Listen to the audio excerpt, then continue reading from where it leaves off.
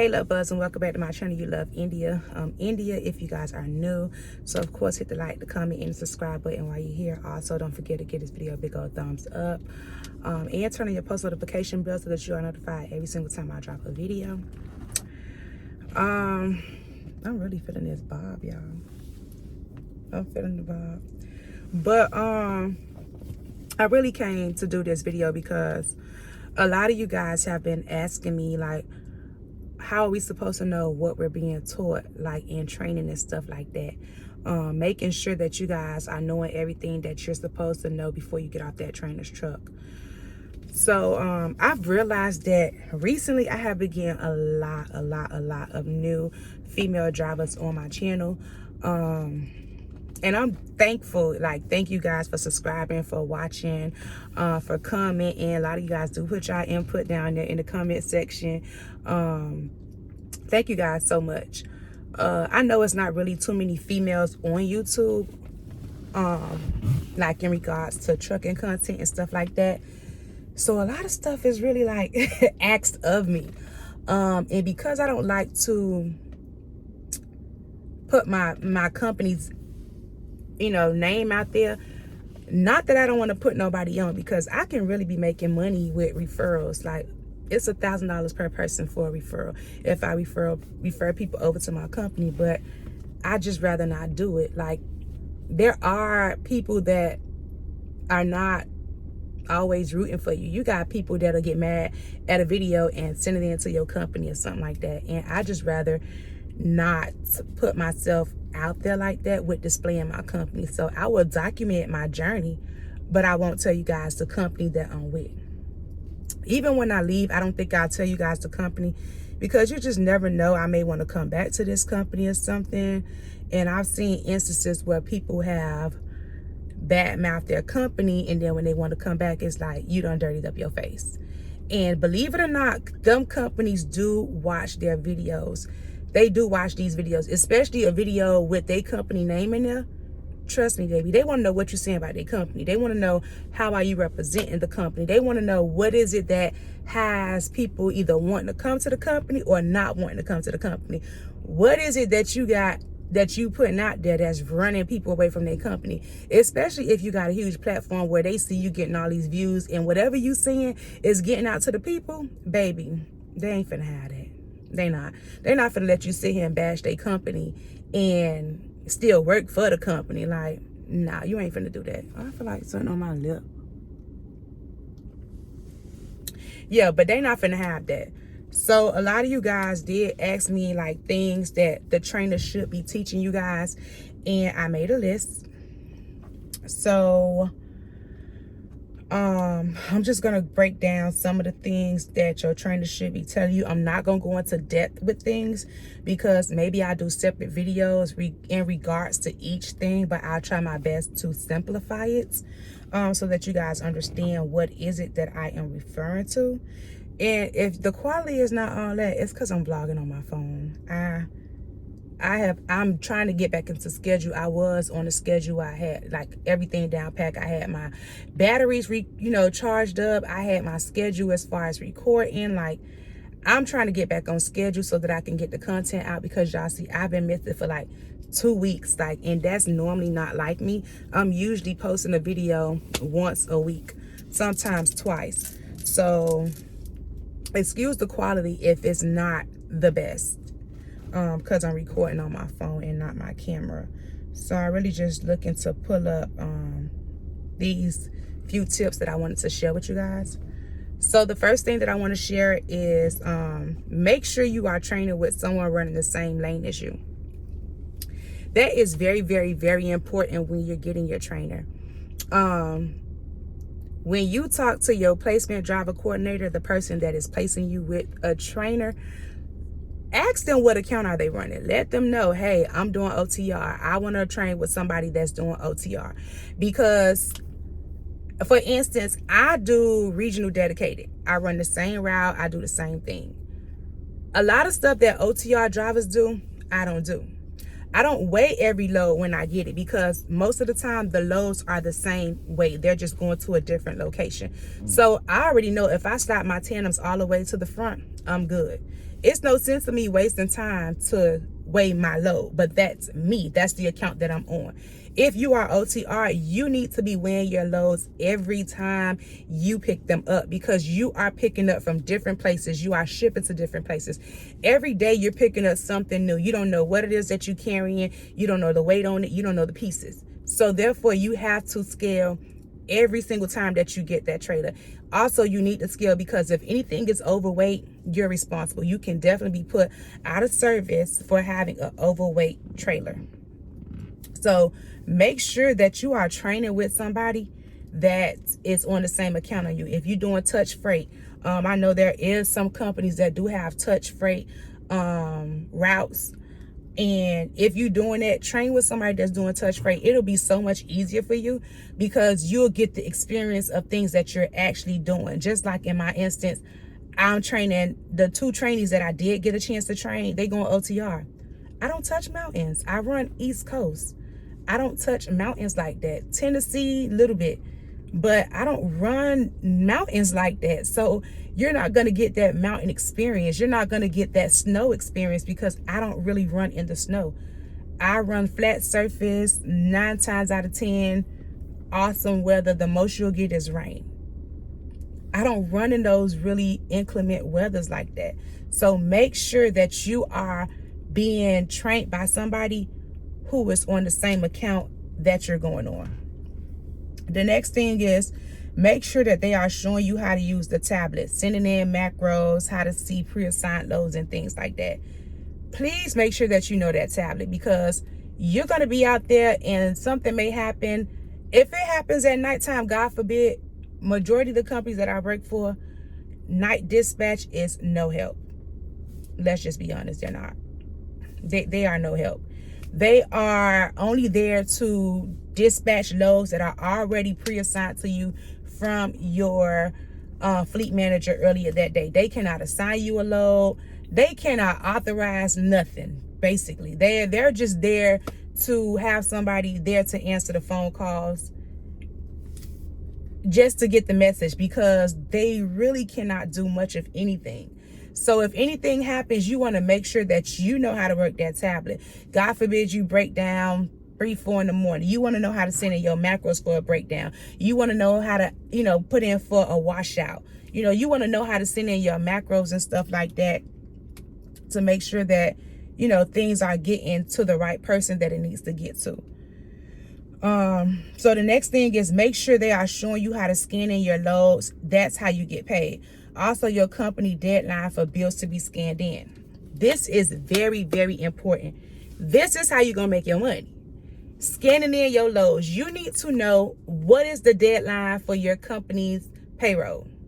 If the deadline on Monday, you need to know what time on Monday.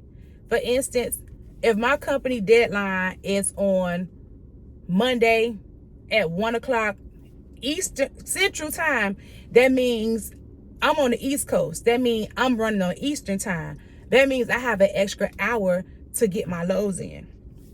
Now, this is where it becomes tricky, because let's say you got a load. Just because you got there at 12 o'clock or 1 o'clock Central Time, which made you get there on time, but you have to be unloaded and those bills have to be sent in by that time.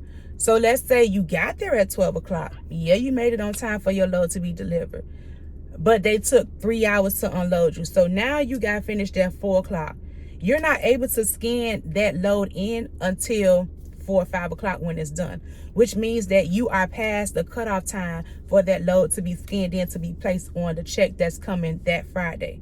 So you don't want to be scanning loads in and you're like, oh, I delivered my load on Monday. They said Monday was the last day to, scan in your loads, but you missed the cutoff time. So now you're expecting this load to be on your check this weekend, and it's not going to be there because you missed the cutoff time. So that load to be placed on your next check.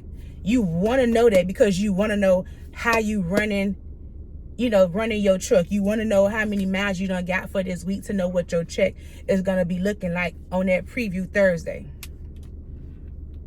So make sure that your trainer is letting you know all of this, because it's definitely it has to do with you making your money. Also, they need to show you how to pay lumpers. A lot of people use EFS checks. I don't use lumpers on my account because it's a dedicated account. Unloading and all that stuff is taken in consideration with the account, so they don't charge us a lumper fee. So for you guys that are new and coming to trucking, a lumper is like the unloading fee. That's what you will pay the people that comes and take the product off your truck. Not all shippers have a lumper fee. Sometimes it's included in the rate for the load. So whatever the broker and the company have agreed on, they'll agree whether or not the lumper fee is included with their rate, or you'll pay the lumper fee for unloading once you get there. Lumper fees are different depending on the shipper, whatever company is. Every company charge a different amount for their lumpers fee. I paid $400 and something for a lumper, and I was just like, $400 and something to take probably no more than 25 pallets off of one truck. So yeah, sometimes lumpers are expensive. You need to know how to fill those out. You need to make sure you have some EFS checks. Most companies use EFS checks, and that is what you will use to put your money on there to pay for your lumper fee. Now, like I said, I've never done none with the company that I'm with because I don't use those on my account. But at my previous account, how it went was you would put in a macro, send in for a lumpers request. You'll put in the amount. After you put in the amount, they will approve it. They will put the money on your company's card. The same card that you use to fuel with, that is where the money will go. You would then have to call the EFS number, and it'll have a check number. It'll have a number at the bottom. You will have to enter in that check number, and the money will be transferred from your card, your company's card, onto the check. They'll then give you a reference code. You'll then write that reference code on the check. Once you go in to pay your lumpers at the shipper, they will take that reference number, verify it that the funds is on that check, and then they'll process it. They'll give you a receipt, and you have to scan that receipt in when you complete your load. Make sure you put that in, because if not, they will charge you for it. That money will be taken out of your check, because they're not gonna have no proof that you pay a lumper for it. Even though they approved this money and put it on your card, they still have no proof that you paid a lumper for it. So make sure that you scan in your receipts for that load and scan it in with your paperwork. Very, very, very important. And make sure that you have EFS checks, because you don't want to get somewhere, get unloaded, and don't got no checks to pay these people for their lumpers. Then you'll be like the people that be walking around asking, hey, do you got an EFS check? You don't want to do that. Keep you at least 2 books worth of checks in your truck. The next thing is how to use the fuel card. Make sure you guys know how to use the fuel card. Also, make sure that you are getting rewards cards for every single fueling option that you have. There's petrol, there's pilot, there's TA, there's Loves, there's I'm missing something. Petrol, pilot, Flying J. A lot of these companies do offer perks for getting a rewards card, which is the points that you would get for fueling, and some give you points for buying things out of the store. I always try to stick with one fueling company. I love Loves. Loves is my favorite truck stop to shower, to fuel, to purchase food. I just feel like Loves are more up to date. They're more clean. The showers are more bigger. To me, they're more cleaner. That's just my preference. Other people can disagree. Everybody has their preference, but to me, I love Loves. So I always fuel at Loves because I like to accumulate my points, and I like to accumulate my showers on my Loves cards. However, I stop at Loves more than Pilot. So if I can fuel at a Loves, I'd rather fuel at a Loves. That way, when I do tend to park and I park at a Loves, I'm able to take a shower there. You don't want to be fueling somewhere and you rarely park there, and then when it's time for you to take a shower, you can't get no shower because you don't have no points for that specific truck stop. So make sure that you are getting the points at the truck stop that you're most frequently staying at to take a shower and do your 10-hour. Very, very, very important. Also, make sure they showing you guys how to weigh your loads. You have to know how to weigh your loads. Like, that is just something that you must know how to do, because you will be put out of service if you are over on your steers, if you are over on your drives, if you are over on your axles. Like, you guys already know the weight limit for each axle. Make sure that you are weighing. If there is a shipper that has a scale there, baby, use it. You rather use it anyways, because sometimes you can leave a shipper and they'll tell you the next truck stop ain't to an hour. So you have to drive an hour away to check this load. And God forbid it's overweight, because I've had loads where I'm like, baby, this is overweight. You got to take that back. They got to either readjust, they got to refix it inside my trailer, or do something, because I can't drive like that. And you are responsible for that load. The minute you sign those bills and you take that load in your custody and under your supervision, you're responsible for it. So make sure that you scan those, you check those loads and stuff, check weighing and stuff. Also, they should be showing you how to secure your loads, how to use load bars, how to use scraps. I don't use that stuff on my account. However, I did, show my trainee how to use it, because you're going to need to know. You are responsible for making sure that that load does not get damaged, it doesn't get flipped, that it is secured while you are transporting this load. You don't want to open that trailer door and stuff done flipped over everywhere, because they'll either reject the load, or you got some people that's nice that'll tell you, hey, we're going to take this load, but you got to get back in and help us restack it, repalletize it, clean it up. You got to clean out this trailer. Depending on what it is you hauling, if stuff done broke up in the trailer, you got to get a trailer clean out. You just want to make sure that you have that load secured right.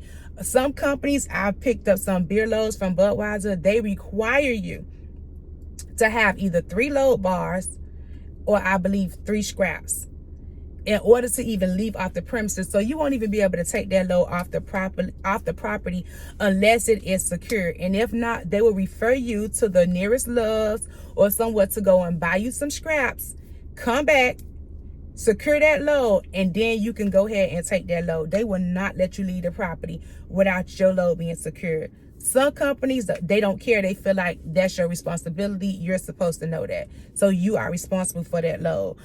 Maybe I'll do a separate video showing you guys how to secure a load, how to apply load lock bars, but I don't have that stuff on my truck.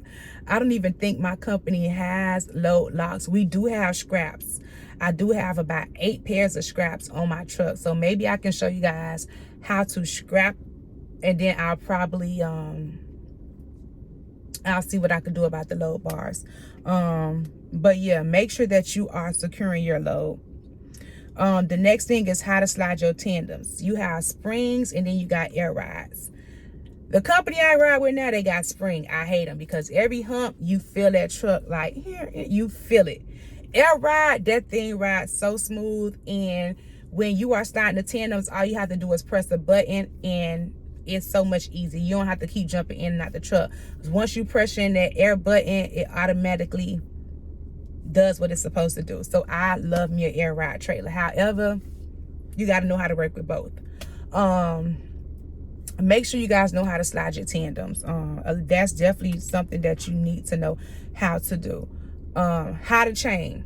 It's snow season. It's coming up. Some places snow has already fallen, and the messages are already going out company wise. Make sure you have your chains. Certain states have already put the chain law in effect, which means you have to have chains on your truck. And if you don't, you'll either be put out of business, put out of service, or you'll definitely get a ticket. I have never chained. Since I've been driving, I've never chained. And I've ran Colorado, Utah, the whole West Coast. I've ran the whole West Coast, and I've never chained. However, I do know how to put on cables, and I do know how to chain. but I've never had to. But you must have them on your truck in certain states. They are required. Make sure that they're teaching you how to use your Jake brake. You want to make sure you know how to use your Jake brake and use them correctly. You don't want to be using your Jake brake and you in a certain type of weather and you done threw them babies on, and now your truck slipping and slide and you done lost control of your truck. You don't want that. Make sure they are showing you how to use these things. Make sure that teach you how to use your TC unit if you are running refrigerated. You don't want that damn unit to go out on you, trust me. Because when that unit go out, you got to prime it. You have to refuel. Like, you want to make sure you know how to use that, because you have to keep that thing fueled. You have to be watching the fuel gauge on there. You have to be watching the temperature on there. It's a lot when it comes to running refrigerated. And not everybody starts off with drive-in. Some people go straight into refrigerated because refrigerated does pay more than drive-in. And I started out refrigerated. That was my first company, refrigerated. OTR refrigerated. And I absolutely loved it. A lot of people didn't like refrigerated. I personally would say refrigerated does have a lot more waiting time than drive-in. I used to be in the dock for hours. Also, now that I'm thinking, when I told you guys, make sure that they're showing you guys how to scan in your loads. Make sure when you scan in your loads, you scan in every single paper that they give you from them shippers. And I just remember that because I've had a load leaving out of California. I picked up from one of these factories, and they shipped off like different types of products from one place. So they had like berries, bananas, strawberries, like a whole bunch of different items, but they all came from this one place. Each item had like a whole different shipping paper. So I kid you not, I had about 25 shipping papers. My shipping paper was like this thick for my driver's copy. And mind you, I had to have a driver's copy and then you have a shipper's copy. So that was like 50 pages. I tried to be slick and send in just one front sheet, because I'm like, all you need is the front sheet. Like, it'll be okay. Them people said, baby, we need every single sheet that was given to you. Make sure if you get any load and whatever paperwork they give you, make sure you scan in every single paper that they gave you. You don't want to be missing anything, because you don't want to not get paid for something and then you don't get paid.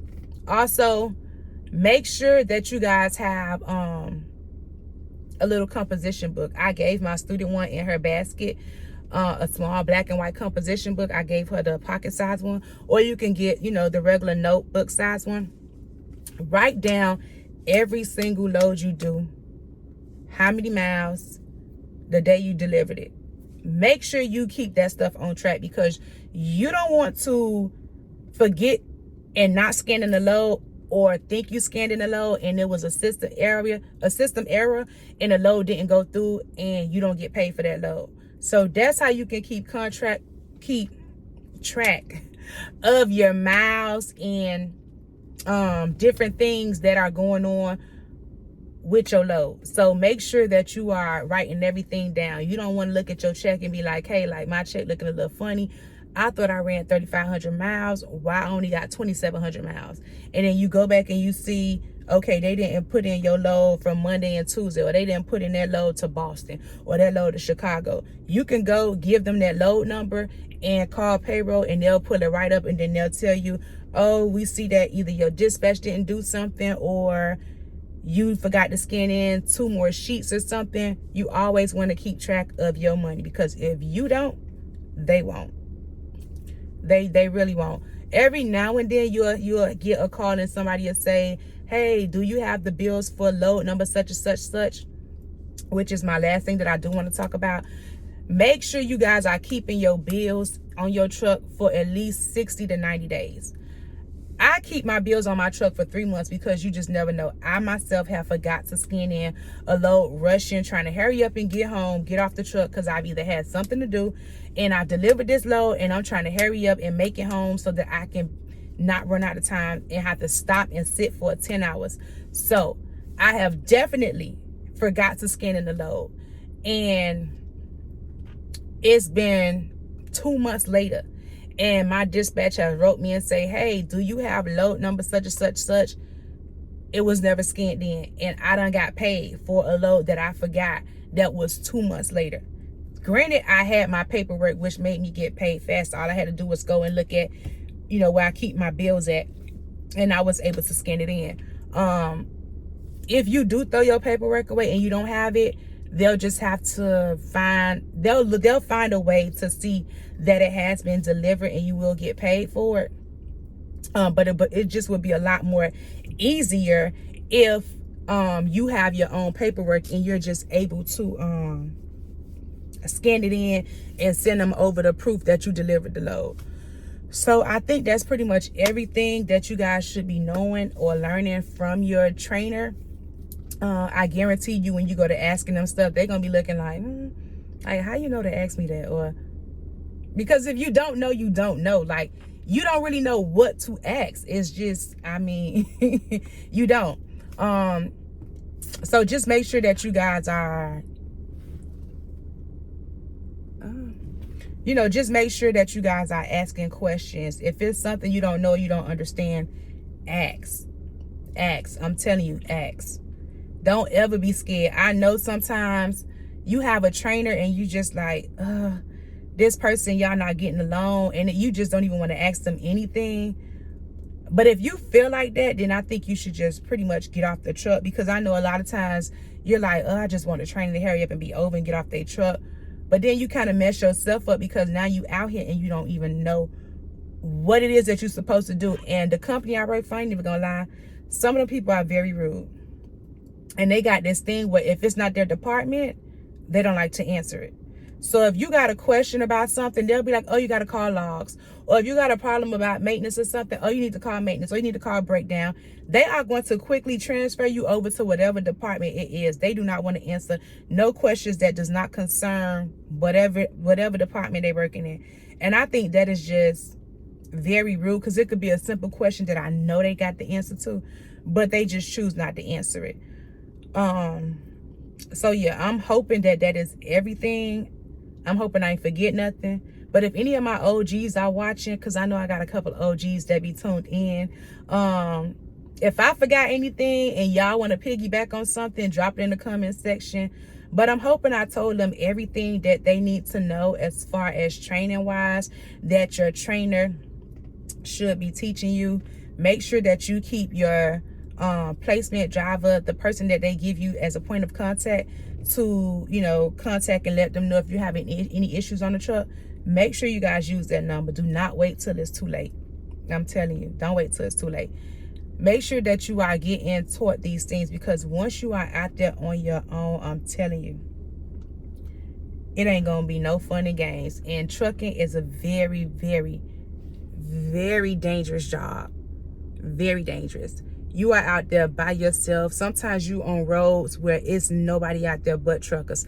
I done been on roads where I'm like, damn, am I on the wrong street? Because I ain't seen the car in 2 hours. I ain't even seen another truck on this road for 2 hours. And it had me wondering, like, am I taking the right route? So it is very dangerous. And you don't want to be in a situation that could have been avoided by a pre-trip, by trip planning, by paying attention to your signs, by not looking at your tablet, seeing that, the road is shut down and you the only one on the road, and they've sent over things over the tablet telling you guys to find a safe haven. Everybody needs to get off the road. Like, you don't want to put yourself in a predicament that could have been avoided because you didn't know a thing or two.